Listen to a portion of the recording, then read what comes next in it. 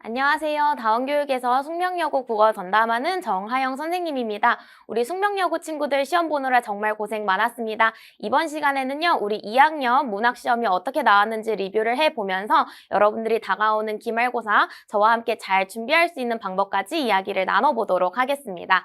제가 이 총평을 준비를 하면서 이번 중간고사에 대해서 제목을 붙여봤는데요. 한 줄 평입니다. 가장 숙명스러운 무난한 시험이었다. 그래서 여러분들은 이 숙명스럽다라는 표현이 무슨 뜻이지? 라는 생각을 할 수도 있는데요. 숙명여고의 국어시험은 언제나 교과서 중심에 굉장히 성실하고 꼼꼼하게 준비한 친구들이 좋은 결과를 얻을 수 있는 방향으로 출제가 됩니다. 그래서 이번 문학 역시 그런 숙명다운 시험이었다라고 제가 이제 정리를 해보았는데요. 저랑 구체적인 문항들을 살펴보면서 더 깊은 얘기 나눠보도록 하겠습니다.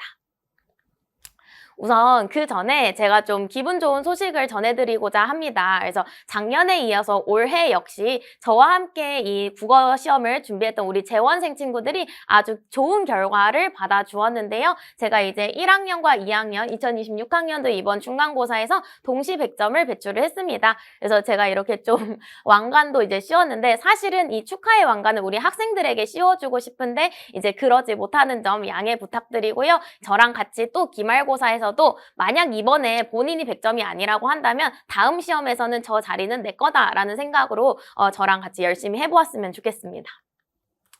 자, 시험 범위는요, 매우 많습니다. 그래서 이제 1학년과 비교했을 때 2학년은 아무래도 문학이라고 하는 한 영역만 깊게 들어가다 보니까 시험 범위 자체가 굉장히 방대해지는데요. 무려 22작품이 포함이 되었습니다. 그래서 이제 교과서 소단원 같은 경우는 하나, 둘, 셋, 네 단원이 포함이 됐는데 이 한 단원마다 이 본 작품이 있고 학습 활동에 딸려 있는 외부 지문 작품들이 또 있고 하다 보니까 이렇게나 지금 많은 작품들이 포함이 되었었어요. 그리고 나서 우리 A반 선생님께서 추가 프린트로 현대시 2편을 주시면서 현대시 9편, 고전시가 6편. 그래서 사실 운문문학이 15편으로 조금 더 비중이 많았고 그 다음에 다양한 현대 소설, 현대 수필, 고전 산문까지 산문이 7편이 있었는데 사실 여러분들도 시험 범위 준비해보다 보면 알겠지만 산문은 현대시와는 달리 한 작품 한 작품이 공부할 내용이 굉장히 많고 무겁습니다. 그래서 이번 시험 범위 자체가 여러분들이 이걸 충분히 소화해내기가 조금 시간적으로도 빠듯하지 않았나라는 생각이 들고요. 이제 출제 비율과 난이도를 살펴보면 이 총 36문항이 나왔죠. 엄청나게 많은 문항 수입니다. 작년에 공통국어 같은 경우는 똑같은 50분 내에 총 30문항들이 나왔는데 무려 6문제나 더 많이 출제가 되면서 일단 시간적으로 읽어야 하는 것들도 많고 굉장히 이제 부담이 많이 느꼈을 거예요. 그 다음에 이 시험 범위에서 보면 아시겠지만 아무래도 현대시, 현대소설, 현대수필, 현대문학이 지금까지는 조금 더 많은 비중을 차지하고 있습니다.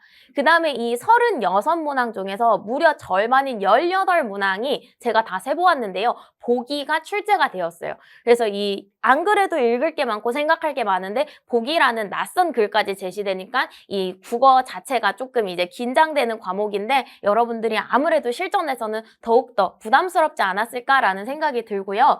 아주 다행스러운 건 세 번째. 외부 지문이 단 한 작품도 나오지 않았다라는 거죠. 그래서 제가 이 부분에서 이제 가장 숙명스럽다라고 생각을 했었는데요. 아무래도 타 학교의 문학 시험 같은 경우는 이제 여러분들의 문학 실력 자체를 폭넓게 확인을 하다 보니까 비공지된 연계 작품들이 보기로 굉장히 많이 출제가 되는데 숙명 같은 경우는 딱 정석적인 교과서 중심의 출제, 즉 정해진 시험 범위를 누가 얼만큼 잘 소화해냈느냐를 선생님들께서 역시 물어보고 계십니다. 그 다음에 이제 문항수가 많기 때문에 각 문항별 배점은 조금 줄었어요. 2.4점에서 3.2점 정도로 배점 차는 최대 한 0.8점 정도였고요. 제가 생각했을 때 난이도가 높은 문항은 4문제 정도로 3번, 15번, 21번, 25번 지금 여러분들의 중간고사 시험지를 펼쳐보고 이 문항들을 맞았는지 틀렸는지도 한번 확인해보면 좋을 것 같습니다. 그래서 제가 봤을 때 전반적으로 난이도 하가 많았어요. 그래서 체감 난도는 낮았지만 그럼에도 숙명에서는 한 문제 한 문제로 등수와 등급이 갈리기 때문에 굉장히 꼼꼼하고 날카로운 선지 분석이 가장 중요했던 시험이었습니다. 시험 총평. 계속 누차 말씀드렸지만 시험 범위가 일단 많아집니다. 이건 이제 앞으로 남은 3번의 올해 시험이 다 마찬가지일 거예요. 그래서 이 방대한 시험 범위는 절대 벼락치기가 안 되니까 이 중간고사가 끝난 바로 지금 이 시점부터 다시 기말고사 시작이다라고 생각하고 미리미리 이 정해진 그 다음 작품들을 공부하는 것이 굉장히 중요하고요. 시험 범위가 매우 많기 때문에 공부하기가 힘들지만 그 양을 다 소화해내면 문항 자체는 쉽게 접근할 수 있다. 그러니까 내가 다른 것보다도 어차피 숙명은 외부 지문이 안 나오니까 그런 부분은 여러분들이 걱정하지 않고 그냥 정해진 것만 소화하자라는 이런 좀 간편한 이 간단한 목표가 있었으면 좋겠어요. 그래서 이제 실전은 쉽게 내신형과 수능형으로 출제가 되지만 정답은 굉장히 쉽게 구성이 되어 있었고요. 낯선 보기가 활용되어서 읽을 것이 많았지만 역시 작품 해석만으로도 오답이 모두 소거되는 경우가 많기 때문에 생각보다 이 비주얼에 비해서 이 정답이 좀 쉽게 허무하게 나오는 그런 문항들이 많았습니다. 그 다음에 이제 3번째, 성실하게 역시 숙명은 1학년 때도 그렇고 이번 2학년 때도 그렇고 이 어떤 여러분들의 이 지치지 않는 엉덩이 체력 이런 것들을 훨씬 더 선생님들께서 중요하게 평가를 하시는 것 같아요. 그래서 성실한 사람이 좋은 성적을 얻기는 하는데 중요한 건 숙명여고 친구들 다 잘합니다. 그래서 이번 시험은 냉정하게 말했을 때 최상위권과 상위권에 대한 변별력은 조금 없었고 제가 보기에 최고난도 문항이 좀 부재했던 아쉬움이 남는 시험이기는 합니다. 그래서 결론적으로는 누구나 100점을 받을 수 있었던 시험이고 차분한 마음으로 날카롭게 선지 잘 분석하는 그리고 실수하지 않는 것이 역시 중요하다고 보겠습니다. 이제 조금 더 구체적으로 실제 출제되었던 문항들을 살펴보겠습니다. 그래서 제가 가져온 25번 같은 경우는 어부사시사와 관련된 문항인데요. 보시면은 보기와 자료, 이 읽을 것이 굉장히 많죠. 그래서 여러분들이 봤을 때 헉 하면서 일단 두려웠을 수 있지만 그 두려움을 이겨내고 읽다 보면은 정답이 굉장히 무난하게 나오게 됩니다. 그래서 3번 선택지에 밑줄 친 디귿, 추사의 물외에 좋은 일이 어부생이 아니러냐 라는 부분이었는데요. 물외가 무슨 뜻이죠? 속물적인 것의 바깥, 즉 자연을 의미하죠. 그래서 자연 속에 깨끗한 일이 바로 어부의 생애가 아니겠느냐라고 하면서 화자가 지금 본인의 삶에 대해서 만족감을 드러내는 부분이었습니다. 근데 지금 여기 보시면은 우리 이 시험지를 제출해준 친구도 아주 잘 풀었어요. 3번 선택지는 말 자체가 이상합니다. 보시면 삶의 역경을 지닌 화자가 끊고 병자호란을 겪으며 얻게 된 자연을 사랑하는 병을 어부로서의 삶을 살면서 점차 극복해가는 현재의 삶에 대한 만족감으로 볼 수 있겠군.